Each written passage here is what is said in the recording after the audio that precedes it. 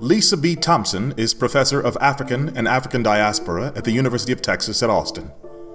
Thompson is the author of 3 books: Beyond the Black Lady, Sexuality in the New African American Middle Class, Single Black Female, and Underground, Monroe, and the Monologues, 3 plays.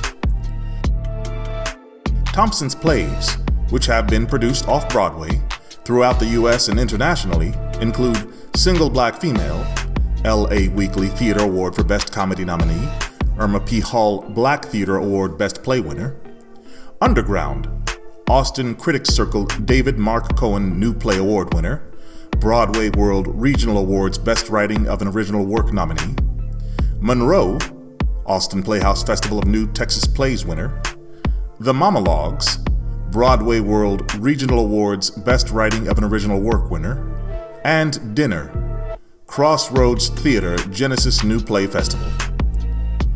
Our conversation with Dr. Thompson is hosted by Austin Community College's Florinda Bryant and Marcus McWhirter.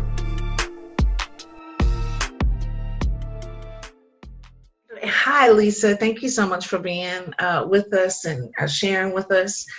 We're going to ask you a couple of questions, move around a little bit, and then also know that we can edit some things if we need to be. So the first thing I guess I want to ask you is talk to me about what I'm going to call BA, before Austin. Your career, your work. Can you tell us a little bit about where you were at and some of the things you were doing before you came to Austin? Well, first of all, thank you both for having me and me being able to talk to the Austin community, particularly those who are pursuing the arts outside of kind of the conventional kind of blessed things. That's really the story of my life before Austin. And even after Austin, I grew up in California. I'm a native Californian, San Franciscan, and I went to undergrad at UCLA and grad school at Stanford, and did majored in things that were, I think, about making sure I could have a sustainable life and skills.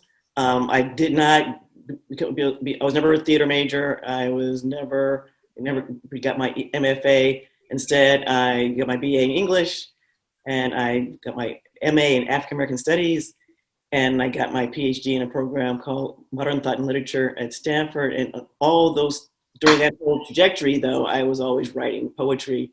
And I began to write. I wrote my first monologue in my senior year course I took with the famed icon, it's like Sean Gay for Colored Girls, and wrote my first monologue there, but always kept my foot in conventional academia and really thought it was important for me to have a certain kind of stabilization for me.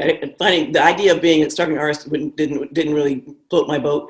But I also realized now more than ever that I was pursuing 2 loves. That I do love academia. I do love teaching. I do love spending. What better way to spend your life but writing books? Writing books.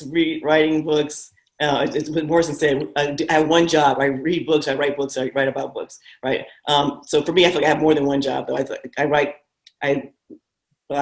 plays. I write books. I teach books and film and autobiography and novels and theater. So I think I have a very voracious appetite for all things, particularly African American studies, contemporaries in my eras of 20th century to the present. Kind of that the long, as one of our colleagues in the field called the long emancipation period. So for me, it was about finding a way to honor both of my heart's desire, intellectual desires, and creative desires. So after I finished my degree at Stanford, I went on to take a tenure track job at State University of New York in Albany.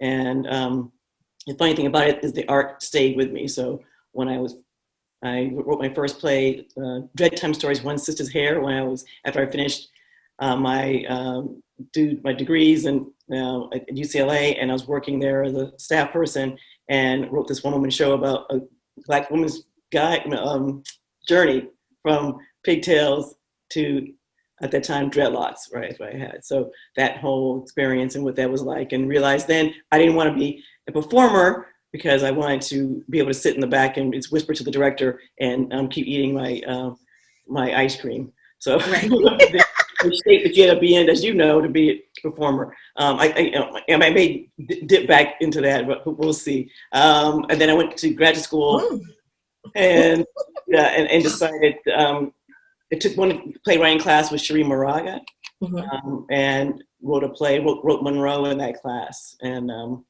then from that, she invited me to join a playwriting group in San Francisco, where people that were there that were people I was reading. You know, Brian Freeman was there, Afro Homos. I was like, what am I doing in the same room as Brian Freeman and Cherie Moraga?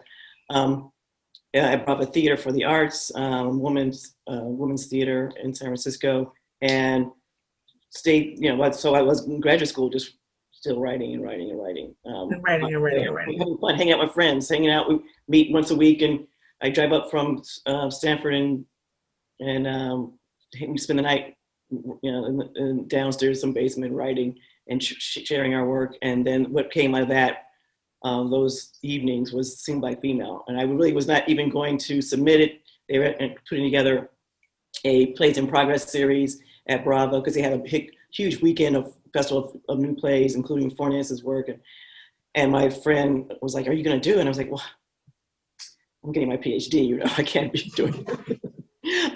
My exams are coming up and I missed it. I'm doing important things." And he said something I won't say now, but he was basically snatched my edges and was like, "Listen, you need to be part of this as a women's theater, and we're two gay men and we would like to have a woman in it." So I did it. And that reading was a Friday before the reading was a first time read through. And I went downtown San Francisco, grumbling all the way because the traffic was terrible. And I got there and I said, "Oh my God, this is actually funny." And so that Sunday, they did the reading, and I never forget, my mother was there, my brother came too. And Adele Prandini of Theater Rhinoceros walked up to me and said, "I want it for next season." Nice. So and I was like, again, well, I don't have time for this. But it was fun. And I asked Coleman Domingo to direct it, because he was running around. We were running around San Francisco trying to figure out what to do with ourselves and having fun and playing, and the rest. So one thing, like, as you're talking, that it just is really like, because of course, I'm a Texas girl, so like all of these places, they're so far away and they're so vibrant and rich. And then you're in Austin, Texas. And when I think about how in your work, both at academia and also artistically, and we're looking at things like gender and race and class and Black middle class, and then you are in Texas and some things done changed. And so how was that for you? Like, well, thanks for asking. It's interesting, like, having lived in 3 time zones in 4 states. I think I have a unique perspective about a lot of things. And so even before I got here, though, I went to upstate New York. People say, "Oh, New York." I said, "Not that part." So I was in upstate New York, and it seemed like people just kept having a life of its own. So folks brought it to LA, went up there, got nominated for LA Weekly Theater Festival, LA Weekly Theater Award. It was like, it kept coming up, and it was tapping on my shoulder, like, your creative work is important. Even though I was being told by my, chair, "Well, you're here to be a professor," Then I get another, I think it was Coleman, saying, "Do you want to do it in New York, off-Broadway?" And I'm like, at this point, I'm pregnant with my son, and I'm like, this is not a good time for me. But you can tell Coleman no. So that happened, and it goes off-Broadway, and it's an amazing experience. But it's also, I'm trying to juggle the business of theater and the business of academia. And academia is more clear cut, and that was easier to manage. And I also wanted to make sure I secured the bag. I'll be able to do art with a kind of a perch from which to do that was safe, and also allowed me to be in a very vibrant environment where I'm around students. So when UT made the offer, they made the offer to me, scholar, and to me, playwright. And that's why Austin, for me, is not the unexciting place. It's a place I could put all myself together. Mm-hmm. and have that work honored. I mean, I'm in my office right now at UT, and I remember being the interview, looking at the walls. We were in the Warfield Center, or the old Warfield Center, where it was in Jester Hall, and there was art up. And I said, I'm home. I didn't know if I could get the job or not, but I knew that. And so this is a piece. Oh my gosh, I'm gonna forget her name. This is terrible. By sister writer and amazing artist, and I will remember her name in a minute. This is so embarrassing. But it's in my office because the department in Black Studies itself has a huge collection of art. Yeah, it's amazing. It's amazing what they have. Yeah.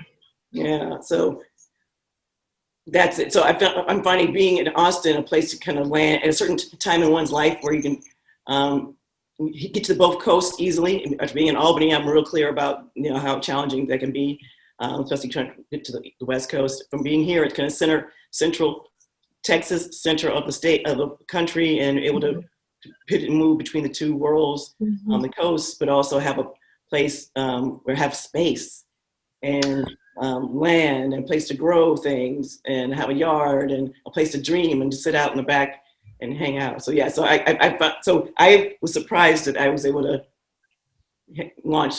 continue to do my work in the way that it's happened. It's been actually better than being in the East and better than being on the West Coast for me. That's good. I think that you mentioned Coleman's name, like it sound like having these really key people and having institutions, that support your work and you is really, really important. And it sounds like you've got a lot of support. I still want to know, all the artists want to know, what was your scariest career movement? Because I know you played it safe, but I know that there have been some scary, maybe some where you had to make a big choice or something. I don't know, scary moments. Do you have any? I don't think, my scary moment is the question over and over again, is looking at because again, when I met all the folks that people are like, oh my God, I believe you know so-and-so, we were all just 20-something, or early 30s trying to just figure out, people were waiting tables and making coffee. It was not glamorous, but it was wonderful. But it wasn't, people were, that's why I tell my students all the time, don't worry about being put on by somebody else. Level up with your crew. We will rise together and give each other different kinds of support. So the thing I look at, the first play Anika Noni Rose was in was Watermelon, which I did, and in San Francisco, that with a group that was produced by Coleman, Afro Blues, Soul Power. So now she's a Tony winner and amazing and still amazing. And so for me, it's thinking, well, if I had stayed with pick one of these things, what would my life look like? But then I'm like, well, but I'm also in this wonderful position as a scholar. I brought a lot of these folks to campus, so that my students get a chance to spend time with them, and I get a chance to spend time with them, and it can be it's great for them to take a pause and enter a different kind of world, and also I can write about them. And as a scholar, there's a certain kind of you get to make sure people know something was important. So me being in Black Studies, I see that theater, I feel like of all the genres, gets the least amount of attention, and I'm here to kind of shake that up a little bit and change that. And I've been writing reviews for Theater Journal of, I did a review of Lights Out, Natch King Cole, or did a review of just Homo Domingo's musical he did at the Geffen, broke record box office records there, along with his Patricia McGregor, his writing partner, and she directed it. And then did a review of Dominique Morisseau's musical, Ain't Too Proud, about the Temptations. So putting those in academic journals and reviewing them. First of all, we have a dearth of Black folks reviewing theater in general, but reviewing Black work in general. So trying to not only do that, but also show my students that they have the power to do that. And hopefully that more of them will be reviewing Black work in Austin in the upcoming seasons. It's so important to do that. I think so many, of the artists before us and the artists' ancestors that we don't know, or somebody didn't get their story, or we, the ones we, so I think it's so important. And I'm glad that you're doing that work and then teaching your students to do that work as well. So I have some other questions for you because I'm trying to keep an eye on time. I want to make sure that we honor your time. But so when do you know, how do you know that a piece is ready to be shared with the people? How do you know when you're writing something? How do you know it's ready? It's ready. I think there's levels, layers of that. So I'm Right. glad you asked that question. One of them, first layer is your writing group, or your people that you want to share stuff with. That could be a girlfriend you hold hostage on the phone on Saturday morning while you're both washing dishes. And can I read this little this piece for real quick, this monologue. So that's first, when you get a couple of those under your belt and feel like, okay, this is actually moving somewhere. And then there's the moment when you call up someone like Marcus Recorder and say, okay, can we get a room together and get some people together? And I love feeding people, so I'll put out a spread and I want to hear the work. So, and I've worked with also great producers who are willing to do that. Definitely Christine Hong will hold it down and make sure we have some food for the people. And so that gives me another sense of what's going on, because a lot of folks don't understand. We don't really know how good something is as playwrights until you hear human beings trying to deliver it. And is it too much alliteration? Is it, are the characters do they all sound the same? Those are the things you have to think about, and you're able to find that out when you get it out. And then those folks will let you know it's ready to go to a rehearsal room and a producer. The thing that is frustrating is that as Black creatives, we have very little control, so we don't own we don't have theaters, particularly in Austin.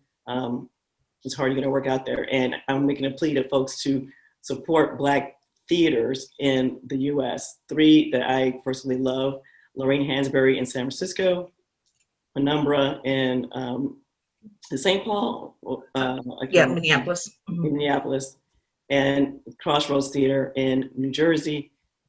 With your feet and your dollars, and if you don't have any money, tweet about them. Mm-hmm. Find out what they're doing, and do that. There's also the Billie Holiday in New York. And, the New York theaters get a lot of attention, but it's kind of think about the ones that are other places. Mm-hmm. And Black theaters in Black Spectrum here, and then there's also theaters in there's a New Manifest, which is Black run, but it's multiracial, and I believe, and then they're in Dallas and Houston. There are Black theaters as well that we can support. So I'd like to see more of that. And I've been really appreciative of the Black theaters in Texas that have supported my work. Mm-hmm. Wonderful. Okay, so another question, because I have some questions that we can talk about the work and the text, but I feel like the people are always, you talk about this, and I want to know the arty. I want to know about some art things. So thank you for being open to these questions. How has motherhood changed you as an artist? It's made me think about audience in a different way. One is that I'm thinking about my son in the audience at his age, but also him at some point being the executor of my literary estate, right? And that he's going to be having this work, and how is he going to feel about supporting and protecting this work. I think also about how serious the stakes are for Black folks, and it can't just only be about me, wanting to do art for art's sake, because I think all art is political anyway. No one's doing art for art's sake. I never believe, I'm with DuBois on that. But I feel like when I had him, literally he's 3 months old when they're casting Single Black Female for off-broadway, and 6 months old when it opens, and I'm in the theater with him, and it's something different. Then it's you're taking time away from this human being that's so special to you to create this art. So the stakes have to be different and a little higher. And I think he's proud of me. I mean, it's funny, he saw some friends of mine frame my New York Times review, and he was like, "Are you famous?" I'm like, "No, I'm not." But it was nice to see him kind of excited about seeing his mom's name. So that's an interesting thing. But to me, he's my most important audience member, because number one, I do any work that's going to make him feel like I didn't give all I could give, and also that I don't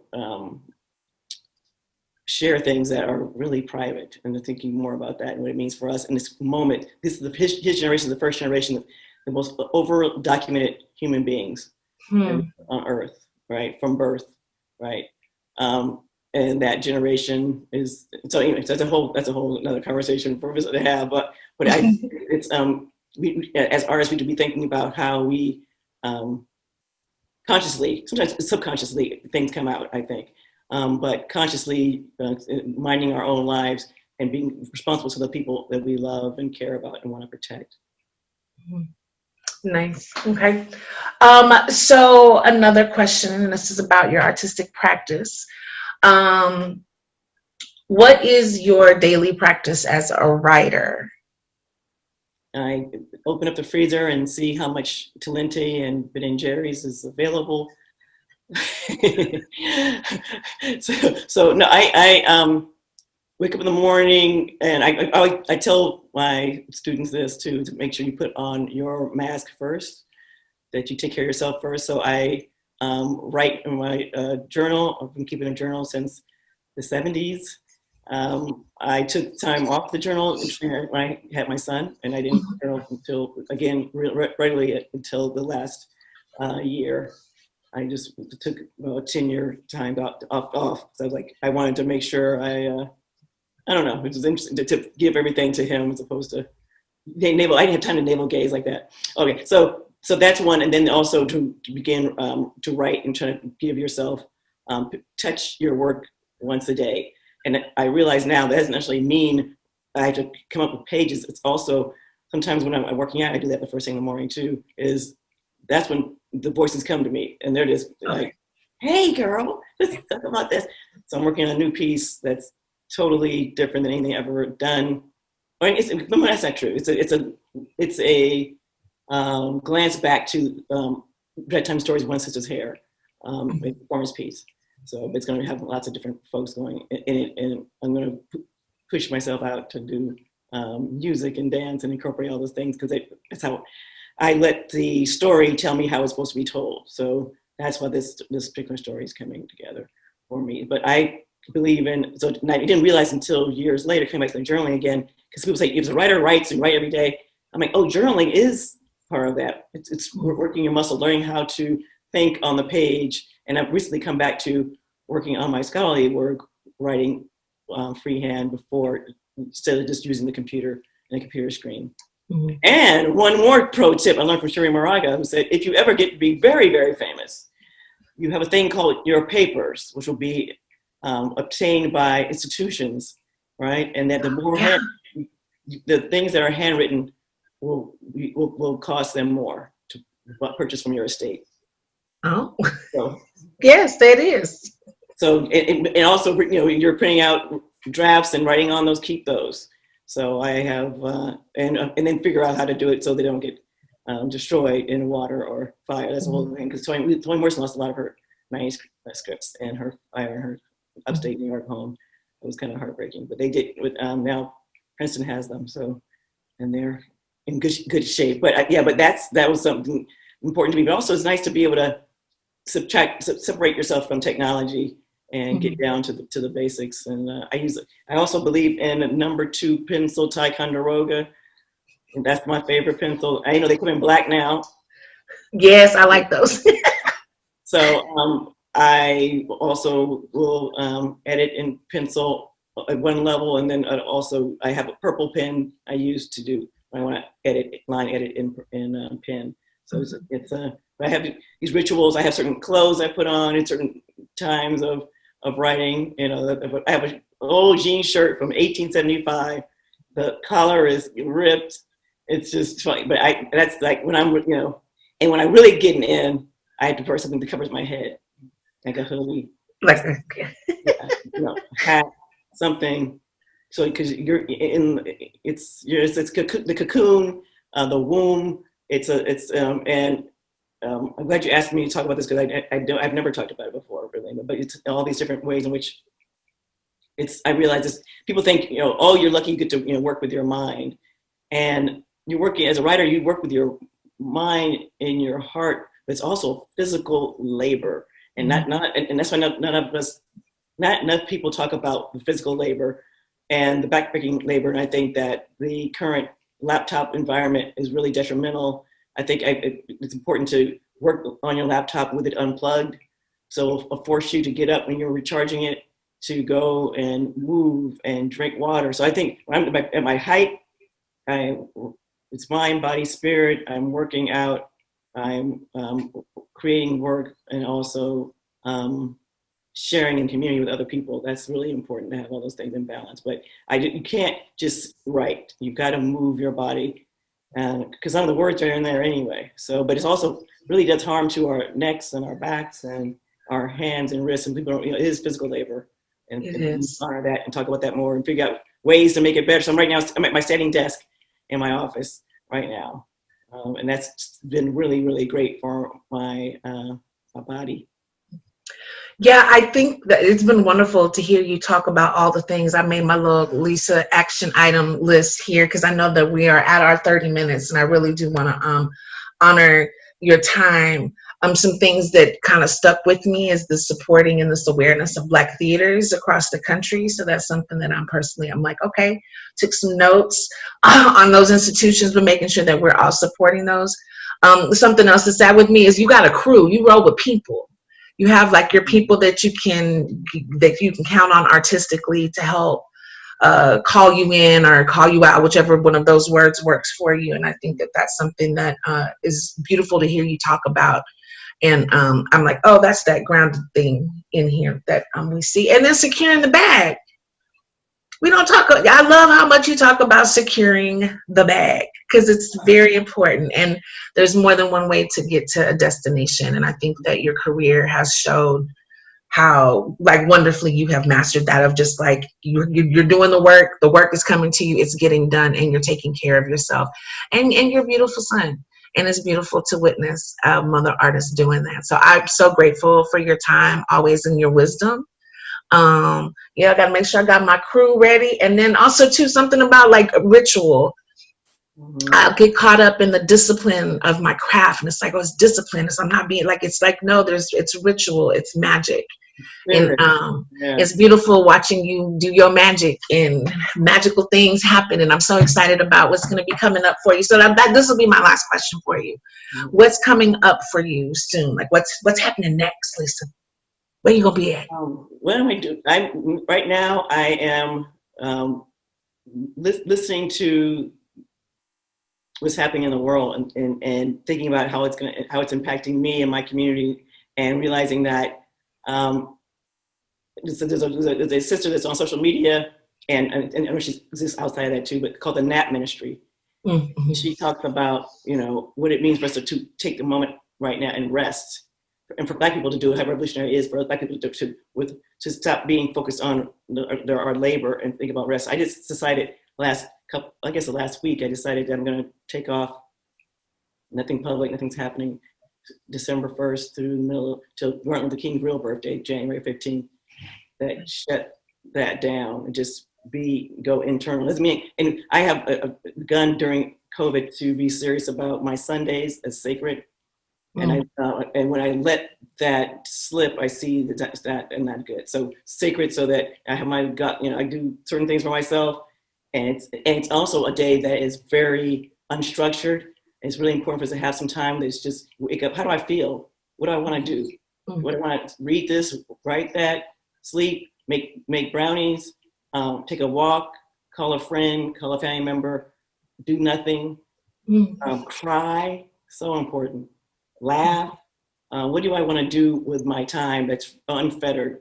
So I'm good about that. And I guess I'm missing my students because I'm on sabbatical this year to work on my writing projects. Working on a book about contemporary Black theater and how they are making history in more than one way of looking at that word. Both how they're talking about Black history, but also how their careers are made history. So I'm looking at people like Katori Hall, Dominic Morrisseau, Coleman Domingo, Brandon Jacob Jenkins, my colleague now at UT, and Robert O'Hara, and thinking about how, so that's a project that's really important to me, again, to write about these important artists from a viewpoint, a Black studies viewpoint, and not necessarily a theater viewpoint.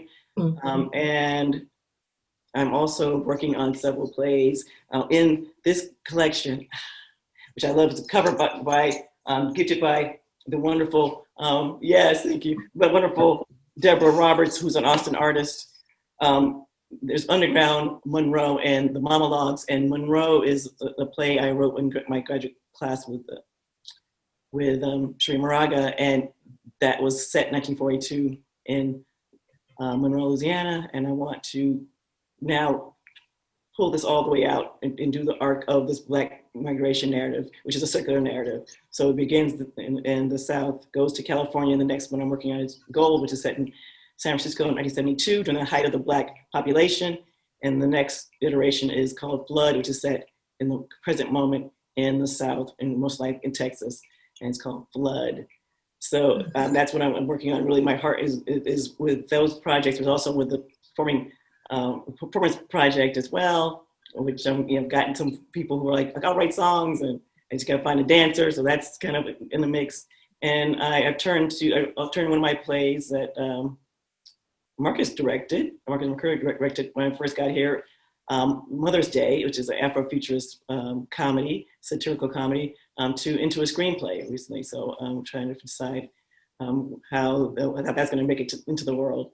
But I'm excited about having all this going on, and it's just wonderful to be able to hold this baby in my hands. Like I think we're so often run off to the next thing. And I'm like, I really want to pause and be really thankful for having this done, and realizing that the Black women who came before me in Austin, who didn't have a chance to have their work done in the same way, I stand on their shoulders, particularly the shoulders of my dear former colleague. She's emeritus, so she's still my colleague, Omi Oshun Joni L. Jones, first of her name, and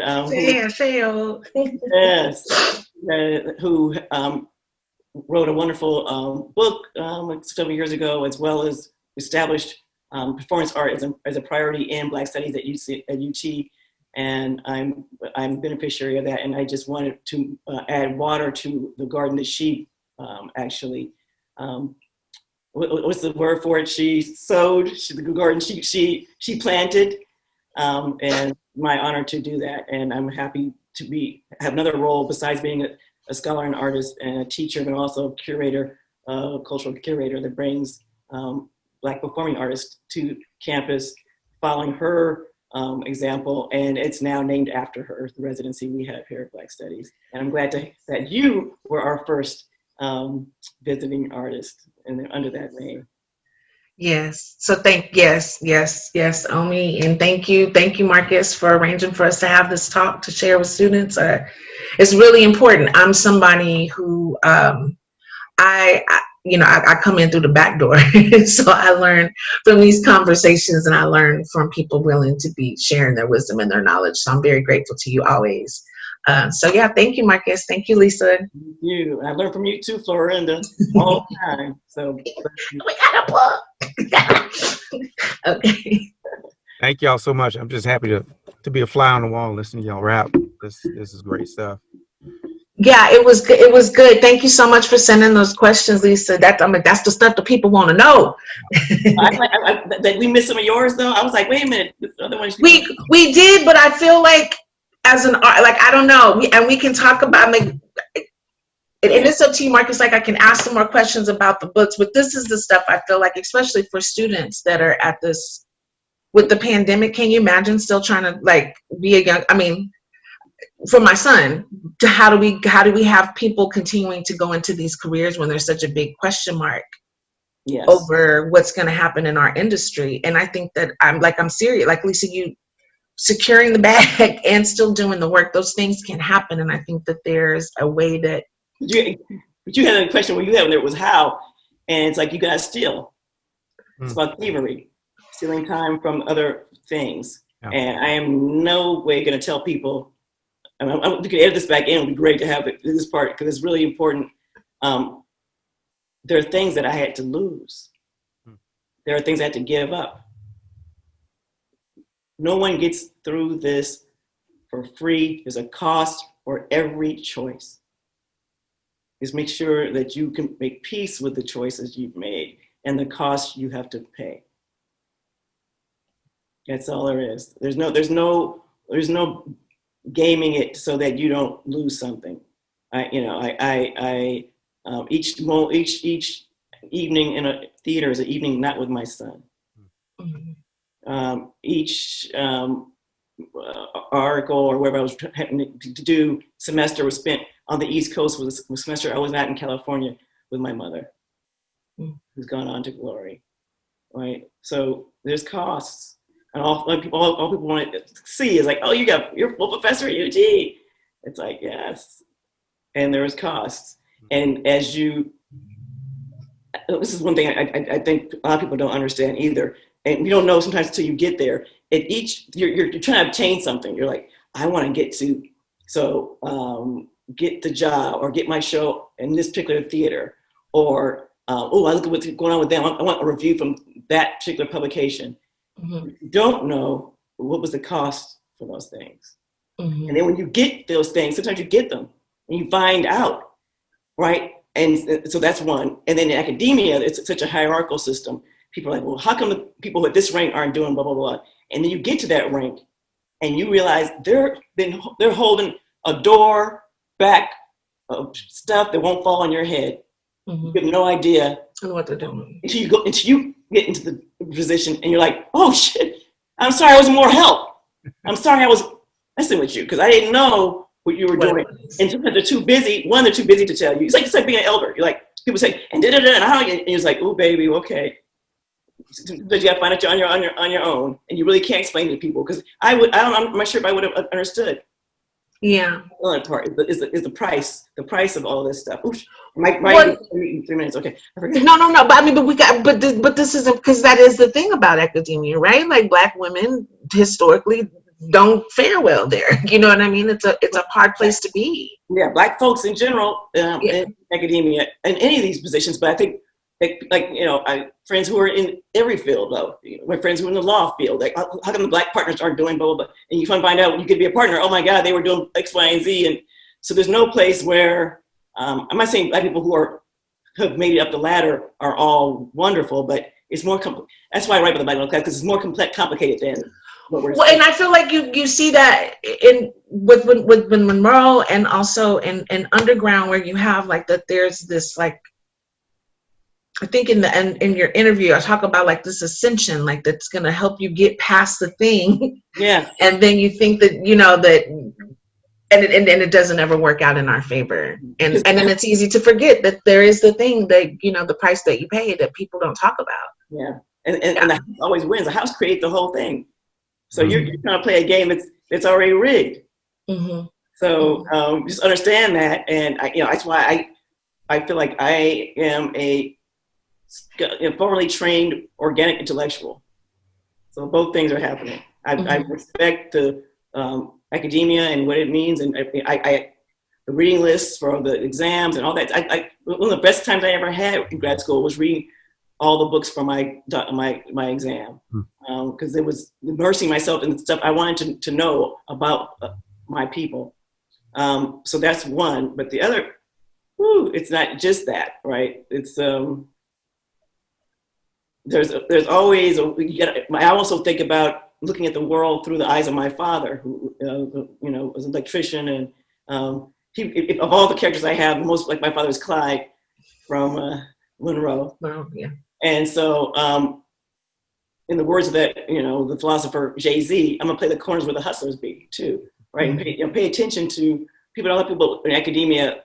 Who are not first generation like me, don't have the same kind of. They didn't hang out in barbershops and bars with their dad. I did.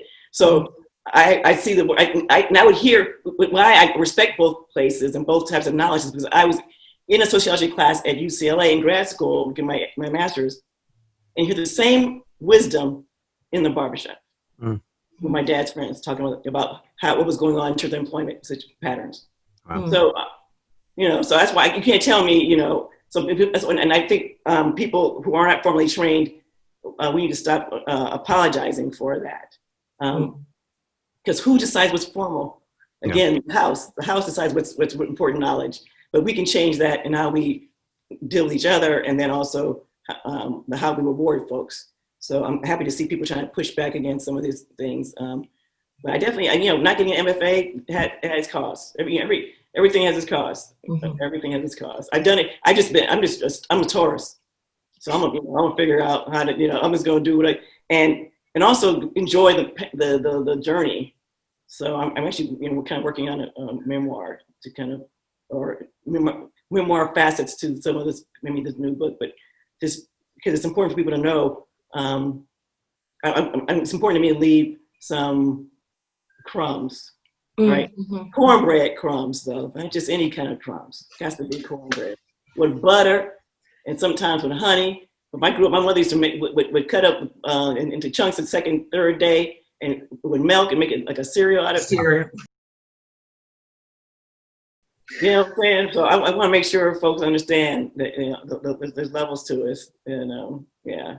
And that's, I think, how you're supposed to end it. We're gonna cut on them because we're leaving the cornbread. Don't forget the butter and the honey.